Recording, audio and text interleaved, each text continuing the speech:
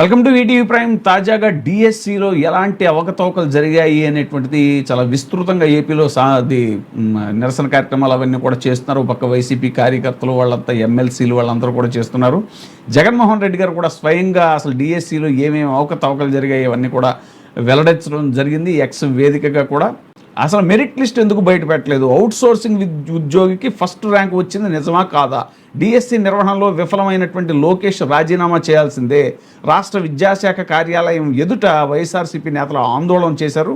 DSC 2025లో జరిగినటువంటి అక్రమాలు అవకతవకలపై సిబిఐతో విచారణ జరిపించాలి అని వైఎస్ఆర్సీపీ నేతలు డిమాండ్ చేశారు. పోస్టుల భర్తీలు అక్రమాలు బహిర్గతమైన ఎందుకు చర్యలు తీసుకోలేదంటూ ప్రశ్నించారు. డిఎస్సిలో అక్రమాలను ఎండగడుతూ బుధవారం మంగళగిరిలోని రాష్ట్ర విద్యాశాఖ కార్యాలయం ఎదుట వైఎస్ఆర్సీపీ ఎంపీ గురుమూర్తి, ఎమ్మెల్యే తాటిపర్తి చంద్రశేఖర్, ఎమ్మెల్సీలు ఆందోళనకి దిగారు. నేలపై బైఠాయించి అక్రమాలపై విచారణ జరిపించాలని నినదించారు. ఈ సందర్భంగా ఎమ్మెల్సీల ప్రశ్నలకు అధికారులు నీళ్లు నమిలారు.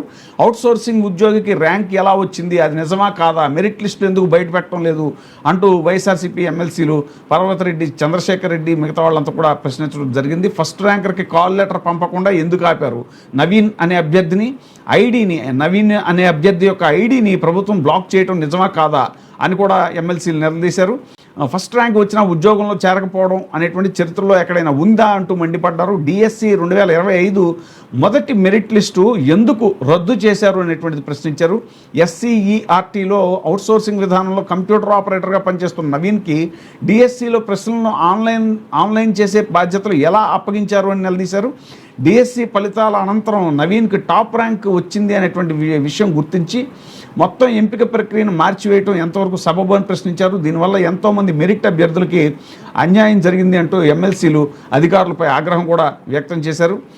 ఎమ్మెల్సీలు నిలదీయడంతో విద్యాశాఖ కమిషనర్ తమీం అన్సారియా స్పందిస్తూ నవీన్ వ్యక్తిగత కారణాలతో 2025లో రాజీనామా చేశాడని చెప్పారు. అయితే నవీన్ 2025లో ఏ నెలలో రాజీనామా చేశాడో చెప్పలేదని, డిఎస్సి ప్రక్రియ ముగిసే వరకు ఎస్సీఈఆర్టీలోనే కంప్యూటర్ ఆపరేటర్గా పనిచేశాను అంటూ కోర్టుకు ఇచ్చిన పిటిషన్లో పేర్కొన్న ఆధారాన్ని వైఎస్ఆర్సీపీ నేతలు చూపించి మరీ వ్యక్తిగత కారణాలతో ఎప్పుడు రాజీనామా చేశాడు అంటూ కమిషనర్ను ప్రశ్నించారు. కమిషనర్ సభ్యత్వానికి ప్రభుత్వానికి వత్తాసు పలుకుతూ వివరణ ఇవ్వడంతో న్యాయం జరగదు అని తెలిసి చివరికి వినతి పత్రం సమర్పించకుండానే వైఎస్ఆర్సీపీ నేతలు వెనుదిరిగారు.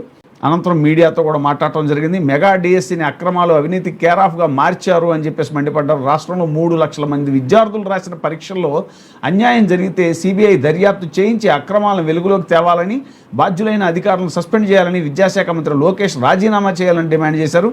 విద్యార్థులకు అన్ని విధాలుగా అండగా ఉంటామని చెప్పేసి కూడా అన్నారు. డిఎస్సి అవకతవకలపై సిబిఐ దర్యాప్తు కోసం అధికారులను కలుద్దామని వచ్చామని, కానీ అధికారులు ప్రభుత్వాన్ని సమర్థిస్తూ వాళ్ళ తప్పులను కప్పిపుచ్చుకునేలా మాట్లాడుతున్నారని కూడా ధ్వజమెత్తారు. ఇది మెగా డిఎస్సి కాదు, దగా డిఎస్సి అని చెప్పారు. విద్యార్థులకు వైఎస్ఆర్సీపీ అండగా ఉంటుంది, వారికి న్యాయం జరిగేంత వరకు పోరాడతామని చెప్పేసి కూడా అన్నారు. ఈ కార్యక్రమంలో ఎమ్మెల్సీలు లేళ్ల అప్పిరెడ్డి, వరదు కళ్యాణి, తోట త్రిమూర్తులు, కల్పలతారెడ్డి, మురుగుడు హనుమంతరావు, బొమ్మి ఇజ్రాయెల్, పర్వతరెడ్డి చంద్రశేఖర్ రెడ్డి, ఎంవి రామచంద్రారెడ్డి, ఇషాక్ బాషా, యేసురత్నం, కుంభ రవిబాబు, సూర్యనారాయణరాజు, రహుల్లా, మంగమ్మ, రామసుబ్బారెడ్డి, పాలవలస విక్రాంత్, ఏ మధుసూదన్, భరత్తో పాటు వైఎస్ఆర్సీపీ నేత పానుగంటి చైతన్య వీళ్ళంతా కూడా పాల్గొనడం జరిగింది. ఏదైనా సరే డిఎస్సిలో జరిగినటువంటి అవకతవకల విషయంలో విద్యాశాఖ మంత్రి లోకేష్ ఇప్పటిదాకా స్పందించకపోవడం, అలాగే అంతేకాకుండా మీరు ఇంకా ఏడవడానికి రెడీగా ఉండండి అంటూ ఎదురుదాడి చేయటం అనేటువంటిది కూడా ఇది అస్సలు సమంజసమైనటువంటి విషయం కాదు అనేటువంటిది కూడా ఇప్పుడు ప్రస్తుతం